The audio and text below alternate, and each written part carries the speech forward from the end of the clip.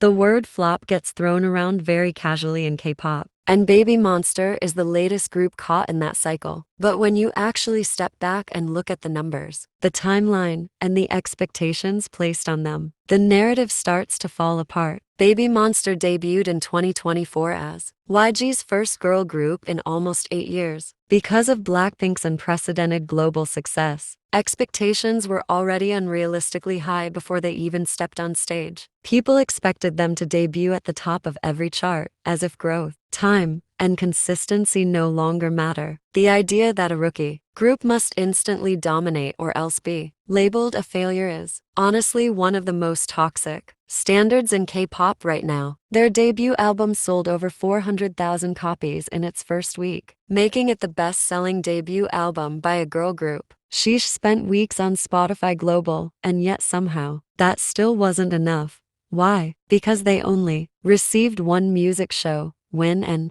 didn't get the viral encore moment people wanted. Meanwhile, other fifth-gen groups like A.I.L.E were winning multiple shows, and suddenly Babymonster was being framed as underperforming. From that point on, the comparisons never stopped. When Babymonster announced their first fan meeting barely a month after their debut album, I'll be honest, I was worried. The venues were big, and it felt risky for a group that new. But they sold out. Seeing a rookie girl group sell out a 1,500 capacity venue for a fan meeting that early in their career should have shut down the flop narrative immediately. Instead, people shifted the goalpost again and claimed those numbers were only because of Blink's being curious about Blackpink's juniors. That argument ignores something very important. Curiosity does not sustain sales, tours, or repeat attendance. People don't keep buying albums, merch, and concert tickets for a group they don't actually like. Babymonster later released their first full album and launched their first world tour. When they sold out Aespa Dome multiple times, it became very clear that their audience is real and growing. Yet,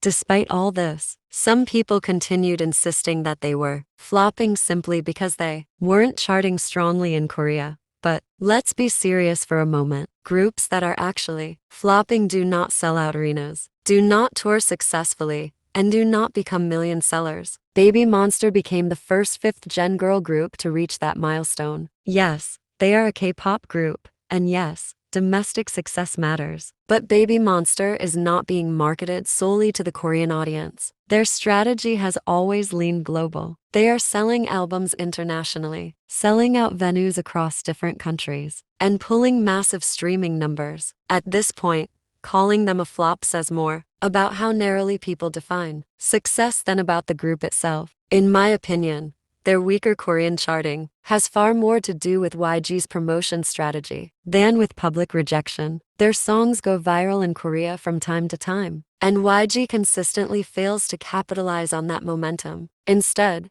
the company seems determined to repeat the Blackpink formula: limited interactions, minimal challenges with other idols, skipping award shows and festivals, forgetting that this is a completely different era and a completely different group. It's honestly frustrating to see Babymonster missing from major award show lineups and festivals, because those are key opportunities for exposure, especially for a young group. Performing in front of diverse audiences matters. Other fifth-gen groups like I.L.E, I.O.I, and I.S.N are gaining recognition precisely because they're being seen everywhere. Babymonster has the talent and stage presence to do the same, but they're not being given the platform consistently. I also think the current flop narrative has been amplified by Rami's absence. Her presence is important to the group's dynamic, and it's very noticeable when she's not there. Once she returns from hiatus, I genuinely believe their momentum will pick up again. And if she doesn't, well, that opens up a completely different conversation. At the end of the day,